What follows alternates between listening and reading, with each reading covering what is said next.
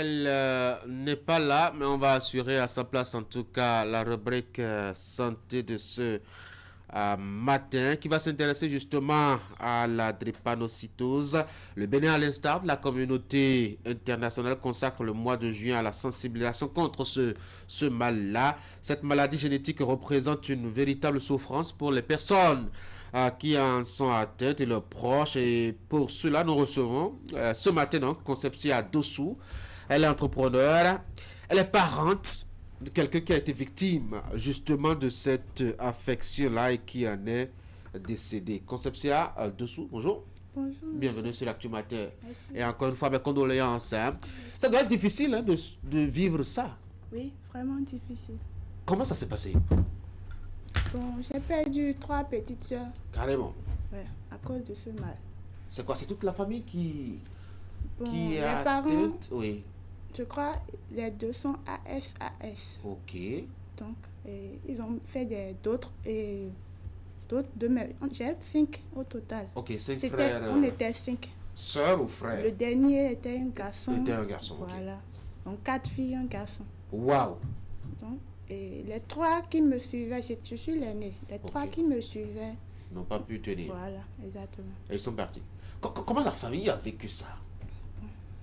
Déjà, ils se sont déjà séparés avant le décès de ma dernière soeur. Ok. Elle était décédée en 2016. Ils étaient déjà séparés, ils ne s'entendaient pas, les parents. La maman vivait de son côté avec nous, les enfants. Le père aussi vivait de son côté. Okay. Donc, c'était faute de moyens. Elle était partie. Oh là là, je vois. Et pour les 2 précédents, c'était quoi? Faute de moyens. Je n'étais pas encore grande. Ok, pour comprendre. Voilà. Mais la deuxième, je crois que c'était problème de sang à l'hôpital. Ok. La troisième aussi, c'était manque de sang. Donc c'est pourquoi ils sont partis. Ça a dû être un drame, non?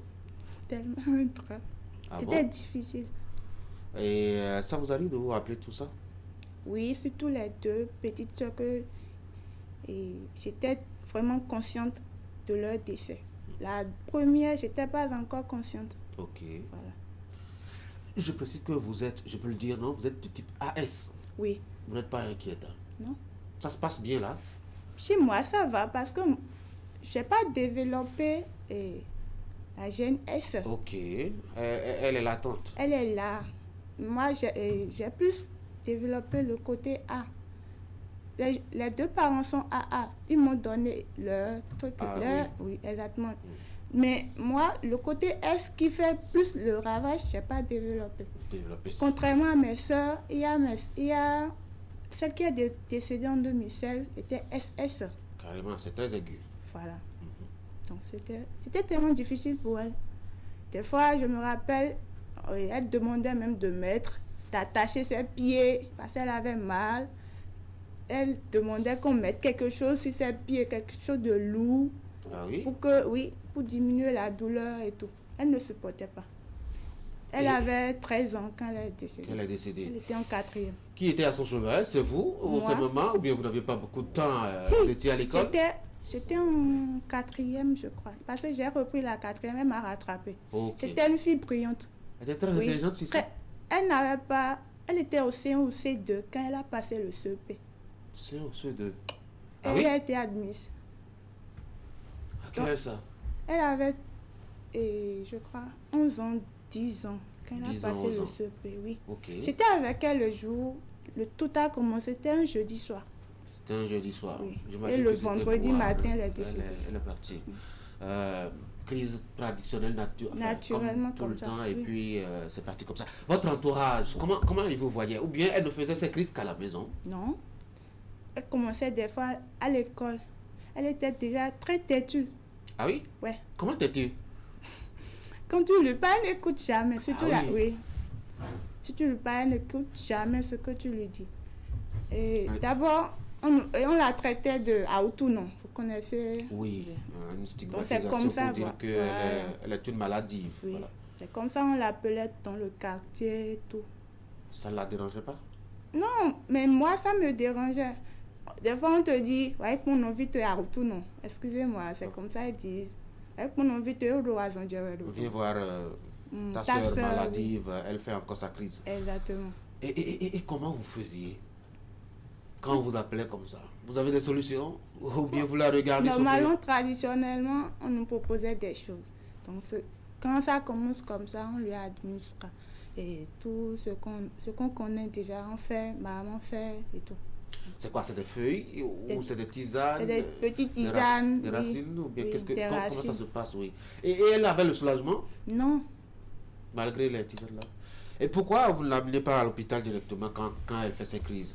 Donc, quand ça commence, et dans l'immédiat, très souvent, quand ça fait mal, commence, maman, c'était elle seule qui gérait. Donc, elle n'avait pas vraiment les moyens pour rapidement la mener à l'hôpital. Des fois, elle n'a rien quand ça commence. Ah oui? Oui. Des fois, on n'a rien, quasiment rien, même pas 25 francs, pour courir rapidement aller dépenser à l'hôpital. Donc, il faudrait qu'en attendant, chercher une solution rapidement. Donc, c'est un peu ça. Et donc, faute de moyens, vous faites recours souvent à des solutions traditionnelles, c'est ça? Pourtant, on a dit que dans la tradition, il y a quand même des choses qui marchent. Moi, je n'ai jamais vu l'effet de ces plantes, de ces racines qu'on utilisait. Ça ne la calmait pas du tout. Ça ne faisait rien. Quand sa crise commençait, ça prenait combien de temps? Des jours, des semaines? Quand ça commence, et maintenant, ça va très vite. Et l'autre, elle devient pâle en même temps. Ses yeux, ses paumes de main, les pieds, ça devient pâle, tout blanc. Quand ça devient comme ça, tu as tellement peur, tu ne sais même plus comment faire, quoi lui administrer, comment faire. Tu deviens incapable, tu es incapable de venir à son secours. Donc là, on ne sait plus, on utilise ce qu'on a en attendant de trouver de l'argent et l'amener à l'hôpital. Les derniers moments qu'elle a eu là, c'était difficile parce que maman, le jour, n'avait pas quelque chose. Donc, quand ça a commencé, c'était un soir, on rentrait de l'école. Donc, ça a commencé, on lui a dit, elle avait dit qu'elle avait les maux de tête. Après, c'est les fièvres. Ainsi de suite, elle est devenue tout blanc. On lui a mis du sel dans la bouche pour qu'elle se réveille. Maintenant, elle ne se réveillait pas. Elle avait caquillé les yeux comme ça. On a couru, oui.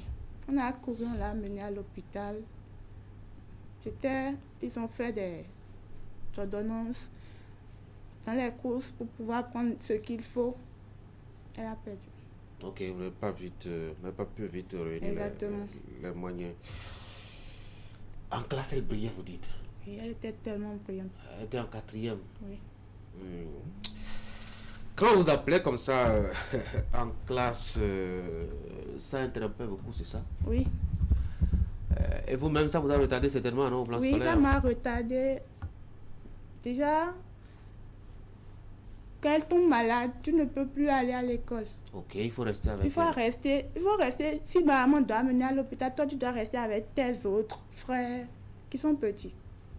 Donc, ça a fait que j'ai pas vite eu le bac. Je crois que j'ai perdu 1 an ou 2 ans. Avant d'avoir le bac, rien que pour ça? Non, et dans le cursus, quoi. Okay. Du coup, primaire, oui. Au secondaire, jusqu'en terminale, voilà. Jusqu'à l'université. Est-ce que c'est un soulagement aujourd'hui que de voir? C'est vrai, il n'y a pas de mort heureuse, c'est vrai, mais par rapport à la souffrance qu'elle avait et surtout les conditions dans lesquelles vous viviez, est-ce que ce n'est pas finalement un soulagement? Non. Ah, parce que j'aurais préféré qu'elle soit là. Et qu'elle souffre? Non. Certainement, on trouverait une solution.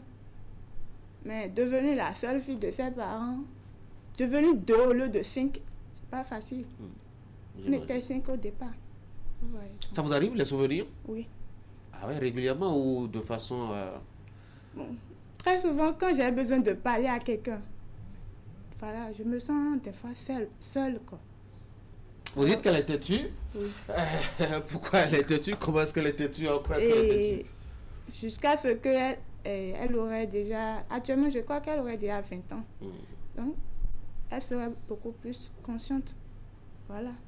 Donc, elle était têtue en 2016, alors qu'elle avait 13 ans, je crois. Et maintenant, en 2025, je crois que... Avec le temps, elle aurait déjà appris à prendre conscience. Elle se serait assagie. C'est quoi, quand vous lui parliez, elle n'écoutait pas? Non, non. Au contraire, c'est elle qui me dominait. Ah oui, hein? Oui. Malgré qu'elle soit, je crois... Quand tu fais quelque chose, tu ne veux quatrième pas ou- que quelqu'un sache, ou bien tu ne veux pas que papa sache, maman sache là. Elle dit, elle va dire là. Ah. Elle doit le dire. Ah, elle doit le dire. Et si elle te menace même, si tu ne lui donnes pas, si, elle va dire. Donc tu es obligé. Quelle est la meilleure chose que vous retenez d'elle? Elle était remplie de vie. Elle était... C'est surtout son intelligence, la façon dont elle travaillait à l'école, qui m'a tellement sidérée. Ok. Donc, c'est un peu ça. Mais jusque-là, je n'ai pas entendu le nom de votre père. C'est quoi? Il était loin de tout ça? J'avais dit, ils ne sont plus ensemble. Oui, mais il peut être présent dans la vie de sa fille au moins, non? Il n'est pas là. Il n'est Il n'a pas pas été là Ok. jusqu'à présent. Il n'en aurait pas les moyens peut-être aussi. Bon, peut-être. D'accord. Alors aujourd'hui, vous décidez d'accepter comme ça, de mettre votre vie privée sur la place publique. Ça ne vous dérange pas? Non, parce Pourquoi? que j'ai grandi et j'ai compris que ce mal, ça fait tellement de ravages. Ça fait très très mal de perdre quelqu'un qu'on aime. Donc, j'ai choisi sensibiliser la population par mon histoire. Ok. Et je crois que j'ai commencé sur mon compte Facebook. Et, Ah, d'accord. oui. Et comment les gens réagissent sur votre compte Facebook? Quels sont les messages que vous leur passez? Bon, j'essaie de leur présenter les conséquences parce que je suis une preuve vivante et de ce fléau, de ce problème de drépanocytose là. Il faut savoir choisir son partenaire, savoir, même si tu souffres du mal, il faut savoir vivre parce que les périodes de froid, en ces moments, il souffre surtout. On ne peut pas dire que vos parents ont mal choisi de se mettre ensemble. Non, ils sont tous deux AS. Oui. C'est vrai que bon, on aurait pu voir la latence de ces jeunes de chaque Je côté. peux dire, ils ont mal fait de se mettre ensemble. Pourquoi? Parce que je crois que les deux n'ont pas fait leur électrophorèse au début. Oui. Donc c'est ça qui a causé tout Mais ça. quand ils sont AS, il y a des chances. La Est-ce preuve. qu'ils savaient qu'ils étaient AS? Ils étaient certainement dans les Hurons. J'étais pas là. Ok. J'étais pas encore née. Oui. Voilà. Mais au moins, vous avez la chance de naître deux, non? Il n'y a pas de regret à se faire. Et vous n'êtes pas, je dois dire, le seul enfant ou la seule enfant de la famille. Donc au moins, quelque chose est resté. On ne peut pas dire que tout est mauvais. On ne peut pas dire que tout est mauvais. Parce que mon petit frère, lui aussi, le Benjamin, le dernier des 5, il est AS aussi, AS aussi. comme moi. Mais il n'a pas Mais développé. lui, il a plus développé le côté S. Donc, S il aussi. tombe souvent malade. Et vous avez peur pour lui? Lui-même a déjà fait transfusion 2 fois. 2 fois. Bon, ce n'est pas très régulier chez lui alors. Non. Pas très régulier. Mais vu qu'il grandit maintenant, ça, c'est sûr. Ça, c'est.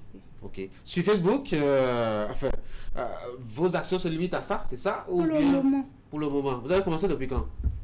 Donc, j'ai commencé par sensibiliser, par raconter mon histoire cette année. Cette année. Oui, parce que je crois que c'est le moment pour moi d'en parler autour de moi. Avant, personne ne savait que je vis. Les gens avec qui j'ai grandi ont été étonnés que je raconte tout ça. Ok. Donc, Oui, c'est personne ne normal. savait. Oui. Vous n'êtes pas traumatisé, dérangé. Est-ce qu'on ne vous voit pas comme quelqu'un qui a été profondément affecté par un mal qui la dérange? C'est quand j'ai raconté l'histoire, beaucoup ont compris. Beaucoup ont compris. D'autres ont dit, je me suis exposée. Mais bon, j'ai grandi, je crois que j'ai cette possibilité-là de faire mon choix et d'assumer pleinement. Donc, Vous l'avez fait? oui. Il est avec vous? Il est AA? Oui, Parce que moi j'ai peur que l'exposition de votre vie privée ne décourage et ne fasse fuir les jeunes garçons qui seraient éventuellement admiratifs de vous. et je crois que je suis dans une relation et cette personne est AA. Ok. Donc j'encourage beaucoup ceux qui sont de l'électrophorèse AS à beaucoup miser sur ce côté. Ok. Choisir un partenaire qui est AA. Oui, AA. Pour Ça, minimiser oui, un peu pour minimiser un la peu transmission du gène S. Parce que c'est ce côté-là qui fait trop mal. Ok. Voilà. Donc, Mais est-ce que ce n'est pas se lier par défaut, ça? est-ce que vous êtes sûr que c'est celui sur qui, enfin, votre cœur, il est Je crois que c'est la seule solution pour limiter les dégâts. Parce que drépanocytose, ça ruine. Ça détruit vraiment des foyers. Ah bon? Oui. Vous en connaissez détruites, des familles Je ne détruites? connais pas. Pour moi, ma propre expérience avec mes parents. Je ne peux pas dire que c'est Trépa là qui les a séparés. Oui. Mais je crois que ça en fait partie parce que pendant leur dispute, par moment, j'entends mon père dire que maman est tombée vide à Outounon. Ah oui? Oui. Il le disait? Oui. Oui. J'ai grandi avec. Les parents ne veulent pas reconnaître leur tort. Ils ne veulent pas s'entendre pour garder pour assumer leur choix. Voilà, les deux enfants qui restent, ils ne veulent pas s'entendre. Vous voyez, ni la famille de papa, ni la famille de maman. Bon, j'ai pas eu des parents bien lettrés, bien aisés, bien, voilà. Donc, ce sont des parents de Porte-Novo. Ok. Voilà, vous connaissez un peu leur mentalité. Voilà. Chaque peuple a sa mentalité. Exactement. Bien évidemment. Alors, aujourd'hui, est-ce que vous pensez que vos messages aident vraiment des gens? Est-ce que vous avez des retours? Est-ce que les gens vous écoutent? Quand j'ai raconté mon histoire sur Facebook, beaucoup m'ont écrit pour demander à combien ils font le test d'électrophorèse. Ok. Donc, moi, là où j'ai fait pour moi, je les ai envoyés là-bas. Et hier, j'ai appris que le gouvernement a lancé des pistages de tests d'électrophorèse gratuitement du 25 au 27 dans tous les hôpitaux, dans tout le département du Bénin. Ok. Donc, quand quelqu'un m'écrit, je lui envoie la fiche. Pour lui permettre aussi d'aller faire, ça. Est-ce que ça va vraiment limiter? Parce que les jeunes, enfin, pas que les jeunes, parce qu'on peut tomber amoureux à n'importe quel âge. Hein. Le cœur, on dit qu'il est souvent aveugle quand il aime. Est-ce que vos messages ne tombent pas dans des oreilles de sourds parfois? Dans cette situation, il faut vraiment mettre les affaires de cœur de côté. Est-ce que c'est possible? C'est possible. Ah oui? Oui. De ne rien sentir et d'aller... Il faut penser à ses progénitures. Parce que si tu fais un enfant malade, tu vas dépenser. Si seulement tu es aisé. Et si tu n'as pas les moyens et tu es SS, tu veux te mettre avec quelqu'un qui est AS, pardon. Que cette personne réfléchisse correctement avant de faire ce choix. Et vous allez faire fuir aussi ceux qui sont SS, parce que là, on va commencer par avoir peur d'eux, non? Non. Hein? Ce n'est pas une maladie transmissible. C'est pas que le fait que je suis en train de parler maintenant, je vais contaminer. Mais quand ils sont SS, ils sont de la catégorie très aiguë. Oui. Et personne ne veut se mettre dans un foyer avec quelqu'un qui est de la catégorie aiguë pour avoir... SS sans le montrer dans tel comportement, dans ton habillement. Parce qu'il y a un moment où le mal commence. Et il faut respecter son alimentation, je crois. Je ne me suis pas renseignée de ce côté, mais il faut respecter son alimentation pour pouvoir... pour que le mal ne dérange pas tout le temps, comme ma petite soeur. Voilà. Concepcia Dossou, je rappelle que vous êtes entrepreneur. Oui. Vous êtes parente. Oui. Je suis étudiante en 3e année de sociologie aussi. À l'université d'Abomey-Calavi? Non, l'université d'Adjara. Adjara. Ok. Et ça se passe bien les études là-bas? Oui. Là-bas, au moins, on ne vous dit pas à Outounon, non? Je crois que c'est un environnement de gens un peu plus réfléchis. Oui. Et un peu plus... c'est maintenant quand j'ai parlé de ça, ils savent. Sinon, avant, personne ne savait tout ça là de moi. Ok. Mais ils ne vous en veulent pas. Il n'y a pas de stigmatisation. Les gens ne vous regardent pas bizarrement. Non. D'accord. Parce que justement, en tout cas en Afrique, toute maladie a, je dois dire, son côté... Oui, ce côté assez bizarre que les gens développent autour de vous pour vous fuir, etc. Vous ne sentez pas des regards lourds? Moi, non. Peut-être quand ma soeur était là. Ok. Parce que l'autre, elle tombait tout le temps malade. Ok, ça attirait trop l'attention. Oui. D'accord. Merci d'être passé sur l'Actu Matin. Franchement, du courage, félicitations. Moi, je vous admire beaucoup pour je dois dire, cette grande aisance que vous avez à parler de votre vie privée et surtout à partager votre expérience, ça pourra sauver, ma foi, beaucoup d'autres vies qui sont exposées. C'est vrai, le cœur, il est important de l'écouter, mais il faut surtout l'écouter avec beaucoup de raisons pour avoir des enfants qui sont bien importants pour l'avenir. Encore une fois, merci d'être passé. Merci, monsieur. Très bonne journée. Merci. Mesdames et messieurs, c'est la fin de cette partie. Je vais m'absenter pour quelques minutes, le temps de vous laisser souffler et on va revenir pour le débat de ce matin.